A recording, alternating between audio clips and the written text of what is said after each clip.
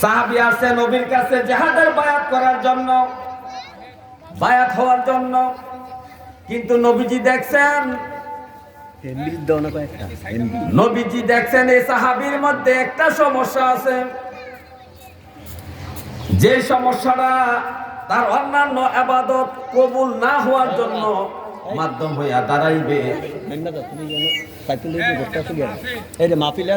এই জন্য নবীজি দেখতেন যে এই সাহাবী যদি জিহাদে যায় আর যদি তার মা বাবা অসন্তুষ্ট থাকে, তার জিহাদে শহীদেও তার কোনো লাভ হবে না। এই জন্য নবীজি বললেন যে সাহাবী, তোমার মা বাবা কি জীবিত আছে? নবীজি উনি আধ্যাত্মিক খাওয়ারের মধ্যে জানতে পারছেন এই সাহাবী তার মা বাবার সাথে খারাপ আচরণ করে, ভালো ব্যবহার করে না। এই জন্য নবীজি তাকে বায়াতের, জিহাদের বায়াত না করাইয়া, হিজরতের বায়াত না করাইয়া তাকে বায়াত করাইলেন, তুমি তোমার মা বাবার সাথে ভালো ব্যবহার করো, মা বাবার কাছে ফিরে যাও। মা বাবার খেদমতের জন্য, মা বাবার সাথে বসবাসের জন্য সাহাবীর কাছ থেকে বায়াত নিলেন। তাহলে মা বাবার সাথে ভালো ব্যবহার করো, কত মূল্যবান জিনিস। হে আমার ভাইও, মা বাবা কত বড় রত্ন। একটা হাদিসের মাধ্যমে জানা যায়, নবীজি বলতেছেন, মা মিন ওয়ালাদিন বাররি ইয়ানজুরু ইলা ওয়ালিদাইহি নাজরা রাহমাতিন। আমার সাহাবারা শোনো, কোন নেককার সন্তান, কোন নেককার সন্তান, নামাজি সন্তান মহাব্বতের নজরে যদি তার মায়ের দিকে তাকায়, তার বাবার দিকে তাকায়, কোন নামাজি সন্তান, নেককার সন্তান, কোন নামাজি নেককার সন্তান যদি তার মা বাবার চেহারার দিকে মায়ার নজরে তাকায়, মহাব্বত করে তাকায়, ইল্লা কাতাবাল্লাহু লাহু বিকুল্লি নাজরাতিন হাজ্জাতাম মাবরুরা। নবীজি বললেন, প্রত্যেকটা দৃষ্টি যতবার সে দৃষ্টি দেবে, প্রত্যেকটা দৃষ্টির বিনিময়ে আল্লাহ তাআলা তার আমলনামায় কবুলকৃত হজের সওয়াব দান করবে। কি মায়ার নজর! মায়ার নজর হলো মা বাবার চেহারার দিকে তাকাইয়া সে মনে মনে কল্পনা করবে, আমার বাবা তো আমার মতো একসময় যুবক ছিল, আমার মা তো আমার বোনের মতো একসময় যুবতী ছিল। আজকে আমাদেরকে জন্ম দেওয়ার পরে আমাদেরকে লালন পালন করতে যে কত পরিশ্রম খাটাখাটি সংসারে করেছে, আজকে আমার মা এবং বাবা বৃদ্ধ হয়ে গেছে, তারাও তো আমাদের মতো একসময় ছিল। এই কথাগুলো স্মরণ করে করে, মা তো নিজে না খাইয়া আমাদেরকে খাওয়াইছে, বাবা নিজে নতুন পোশাকটা না পরিয়ে আমাদেরকে নতুন পোশাকটা পরাইছে, আজকের আমাদের মা বাবা বৃদ্ধ হয়ে গেছে। এই কথাটা স্মরণ করে করে যখন মায়ার নজর লাগাইয়া মা এবং বাবার চেহারার দিকে তাকায়, নবীজি বলছেন, ইল্লা কাতাবাল্লাহু লাহু বিকুল্লি নাজরাতিন হাজ্জাতাম মাবরুরা। প্রত্যেকটা দৃষ্টির বিনিময়ে তাকে কবুলকৃত হজে মাবরুরের সওয়াব দেওয়া হবে। এক সাহাবী প্রশ্ন করে বললেন, ইয়া রাসূলুল্লাহ, ওয়া ইন নাযারা কুল্লা ইয়াউমিন মিআতা মাররাতিন। যদি কোনো ব্যক্তি প্রতিদিন সে 100 বার তার মায়ের চেহারার দিকে তাকায়, 100 বার তার বাবার চেহারার দিকে তাকায়, মায়া করে, মহব্বত করে, শ্রদ্ধা করে যদি তাকায়, তাহলে কি 100টা হজের সওয়াব পাওয়া যাবে? নবীজি বললেন, নাআম, আল্লাহু আকবার ওয়া আতিয়াব। হে আমার সাহাবী, শুনে থাকো, অবশ্যই অবশ্যই তুমি যতবার মা বাবার নজর, মা বাবার চেহারা দেখি মায়ার নজর দিবা, দয়ার নজর দিবা, মহব্বতের নজর দিবা, প্রত্যেকটা নজরের বিনিময়ে তোমার আমলনামায় হজের কবুলকৃত হজের সওয়াব দান করা হবে। কারণ আমার আল্লাহ বড় দাতা, আমার আল্লাহর কাছে কোনো কিছুর অভাব নাই। হে আমার ভাইও, আল্লাহর সৃষ্টি জগতের মধ্যে যত মানুষ দোয়া করে,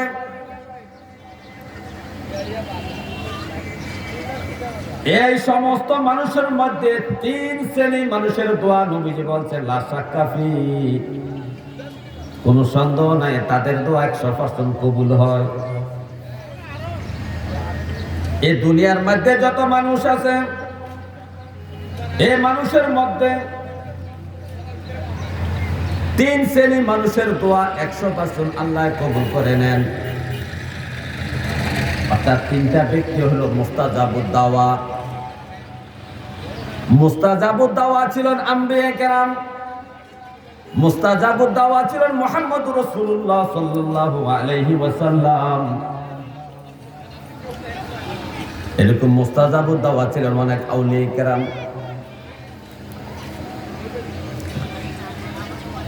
এই দুনিয়ার মধ্যে সাধারণ মানুষের মধ্যে 3 শ্রেণীর মানুষ মুস্তাজাবুদ দাওয়া, যাদের দোয়া 100% আল্লাহ কবুল করেন। হে আমার সাহাবারা, 3 শ্রেণীর মানুষের দোয়া 100% কবুল হয়। এর মধ্যে একজন হলো দাওয়াতুল মাজলুম। মাজলুম ব্যক্তির দোয়া কবুল হয়। জালিমের বিরুদ্ধে যদি মাজলুম ব্যক্তি বরদোয়া করে, এই দোয়া আল্লাহ কবুল করে নেন। আল্লাহ দোয়া কবুল করেন সাথে সাথে, কিন্তু বাস্তবায়ন করেন অনেক বছর পরে, হতবা একদিন, হতবা সাথে সাথে, হতবা 100 বছর, 50 বছর, 30 বছর, 40 বছর, 50 বছর পরেও এই দোয়া কার্যকারী হতে পারে। কারণ দুনিয়ার মধ্যে নিয়ম আছে, বাজেট হয় এক সময়, কিন্তু বাজেটের কার্যক্রম সম্পূর্ণ হয় আরেক সময়। রাস্তার বাজেট হয়েছে 1 বছর আগে, কাজ শুরু হয়েছে 1 বছর পরে। কিন্তু 3 শ্রেণীর ব্যক্তির দোয়া কবুল করে নিয়েছেন, কিন্তু বাস্তবায়ন হয়তো সময় নিয়ে হবে, হয়তো 1 বছর, 2 বছর, 10 বছর, 20 বছর, 50 বছর পর হলো দোয়া কবুল হবে। ওই যে ইব্রাহিম আলাইহিস সালাম কাবা শরীফ বানায় আল্লাহর কাছে দোয়া করেছেন, রব্বে কারীম, আমার এই বংশের মধ্যে, আমার এই আওলাদের ঔরসের মধ্যে এমন একজন নবী পাঠাও, যে নবী তোমার কালামুল্লাহ শরীফ কিতাব তেলাওয়াত করে করে তাদেরকে হেদায়েত করবে, তাদেরকে পবিত্র করবে। আল্লাহ ইব্রাহিম নবী গো, আপনি দোয়া করেছেন আমার কাবা শরীফ বানাইয়া, আপনার আমি দোয়া কবুল করলাম, কিন্তু দোয়া কবুল করেছে, বাস্তবায়ন হয়েছে হাজার হাজার হাজার হাজার বছর পরে। ইব্রাহিম নবীর হাজার হাজার বছর পরে এই কুরাইশ বংশে মুহাম্মদুর রাসূলুল্লাহ দুনিয়ায় আগমন করেছে, কিন্তু দোয়া কবুল করেছে কয়েক হাজার বছর আগে, বাস্তবায়ন হয়েছে কয়েক হাজার বছর পরে। এই জন্য মাজলুম ব্যক্তির দোয়ার সাথে সাথে বাস্তবায়ন হতেও পারে, নাও হতে পারে, কিন্তু কবুল হয়ে গেছে, কিছু সময় নিয়ে হইল, এটা বাস্তবায়ন হবে। 2 নাম্বার ব্যক্তি হইল দাওয়াতুল মুসাফির। মুসাফির ব্যক্তির দোয়া এক এলাকা থেকে, এক শহর থেকে আরেক শহর, এক ডিস্ট্রিক্ট থেকে আরেক ডিস্ট্রিক্ট, এক বিভাগ থেকে আরেক বিভাগ, এক দেশ থেকে আরেক দেশে যারা সফর করতে যায় ব্যবসা বাণিজ্যের জন্য, দ্বীনি কাজের জন্য, তালিম তালিকিনের জন্য, দ্বীন প্রচারের জন্য, এলেম অর্জনের জন্য, এই সমস্ত মুসাফির ব্যক্তিরা যদি কোনো ব্যক্তির জন্য দোয়া করে, রব্বে কারীম আমাদের পক্ষে এই মুসাফির ব্যক্তির দোয়াটা কবুল করে নেয়। 3 নম্বর হলো দাওয়াতুল ওয়ালিদি আলাল ওয়ালাদিহি। নবীজি বলছেন, কোন মা বাবা যদি তার সন্তানের জন্য দোয়া করে, কোন মা বাবা যদি তার সন্তানের জন্য দোয়া করে, এই দোয়াটা 100% কবুল হয়ে যায়।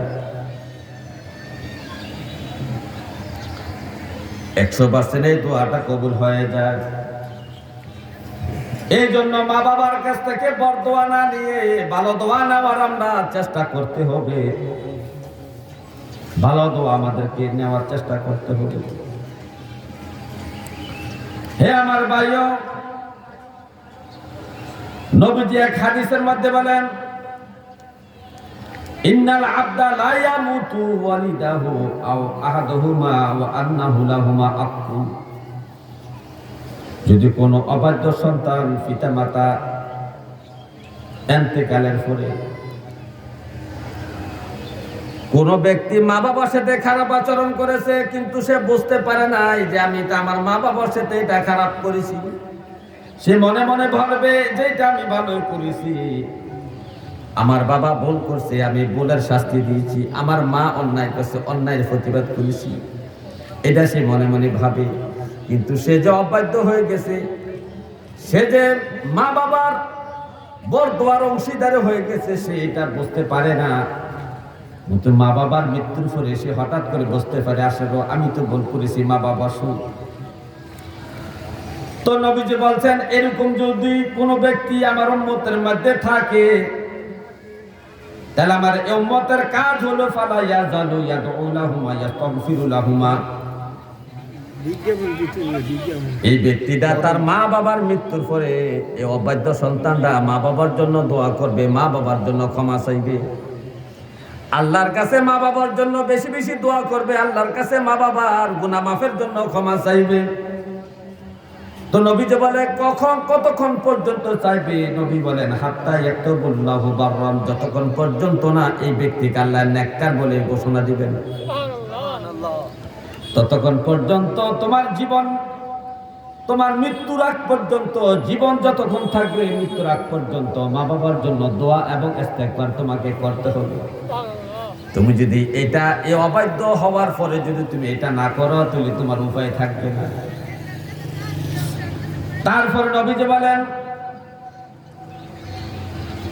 কেউ যদি নেককার সন্তান হতে চায়, কেউ যদি মা বাবার দোয়া নেওয়ালা